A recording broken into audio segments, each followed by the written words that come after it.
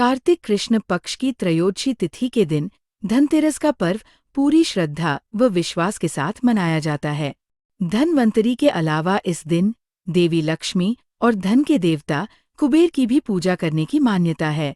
इस दिन को मनाने के पीछे धनवंतरी के जन्म लेने की कथा के अलावा इसके बारे में एक दूसरी कहानी भी प्रचलित है। कहा जाता है कि एक समय भगवान विष्णु मृत्युलोक में विचरण करने के लिए आ रहे थे, तब लक्ष्मी जी ने भी उनसे साथ चलने का आग्रह किया। तब विष्णु जी ने कहा कि यदि मैं जो बात कहूँ तुम अगर वैसा ही मानो तो फिर चलो। तब लक्ष्मी जी उनकी बात मान गई और भगवान विष्णु के साथ भूमंडल पर आ गई। कुछ देर बाद एक जगह पर पहुंचकर भगवान विष्णु ने लक्ष्मी जी से कहा कि जब तक मैं न आऊं तुम यहाँ ठहरो। मैं दक्षिण दिशा की ओर जा रहा हूँ, तुम उधर मत आना। विष्णु जी के जाने पर लक्ष्मी के मन में कौतूहल जागा कि आखिर दक्षिण दिशा में ऐसा क्या रहस्य है जो मुझे मना किया गया है, और भगवान स्वयं चले गए। लक्ष्मी जी से रहा न गया और जैसे ही भगवान आगे बढ़े लक्ष्मी भी पीछे पीछे चल पड़ी। कुछ ही आगे जाने पर उन्हें सरसों का एक खेत दिखाई दिया जिसमें खूब फूल लगे थे। सरसों की शोभा देखकर वो मंत्रमुग्ध हो गई और फूल तोड़कर अपना श्रृंगार करने के बाद आगे बढ़ी। आगे जाने पर एक गन्ने के खेत से लक्ष्मी जी गन्ने तोड़कर रस चूसने लगीं। उसी क्षण विष्णु जी आए और ये देख लक्ष्मी जी पर नाराज होकर उन्हें शाप दे दिया कि मैंने तुम्हें इधर आने को मना किया था, पर तुम न मानी और किसान की चोरी का अपराध कर बैठी। अब तुम इस अपराध के जुर्म में इस किसान की 12 वर्ष तक सेवा करो।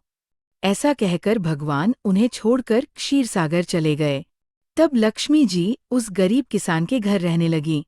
एक दिन लक्ष्मी जी ने उस किसान की पत्नी से कहा कि तुम स्नान कर पहले मेरी बनाई गई इस देवी लक्ष्मी का पूजन करो, फिर रसोई बनाना, तब तुम जो मांगोगी मिलेगा। किसान की पत्नी ने ऐसा ही किया। पूजा के प्रभाव और लक्ष्मी की कृपा से किसान का घर दूसरे ही दिन से अन्न, धन, रत्न, स्वर्ण आदि से भर गया। लक्ष्मी ने किसान को धन धान्य से पूर्ण कर दिया। किसान के 12 वर्ष बड़े आनंद से कट गए। फिर 12 वर्ष के बाद लक्ष्मी जी जाने के लिए तैयार हुईं। विष्णु जी लक्ष्मी जी को लेने आए तो किसान ने उन्हें भेजने से इनकार कर दिया। तब भगवान ने किसान से कहा कि इन्हें कौन जाने देता है, ये तो चंचला है, कहीं नहीं ठहरती। इनको बड़े बड़े नहीं रोक सके। इनको मेरा शाप था, इसलिए 12 वर्ष से तुम्हारी सेवा कर रही थी। तुम्हारी 12 वर्ष सेवा का समय पूरा हो चुका है। किसान हठपूर्वक बोला कि नहीं, अब मैं लक्ष्मी जी को नहीं जाने दूंगा।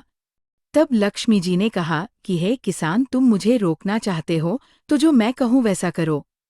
कल तेरस है, तुम कल घर को लिपोत कर स्वच्छ करना, रात्रि में घी का दीपक जलाकर रखना और सायंकाल मेरा पूजन करना, और एक तांबे के कलश में रुपए भरकर मेरे लिए रखना।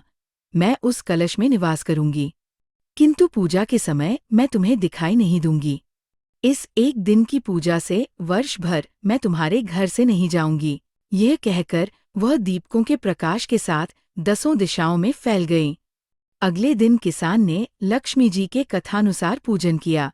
उसका घर धन धान्य से पूर्ण हो गया। इसी वजह से हर वर्ष तेरस के दिन लक्ष्मी जी की पूजा होने लगी। इसी तरह और भी दिव्य कथाएं सुनने के लिए चैनल को सब्सक्राइब करें।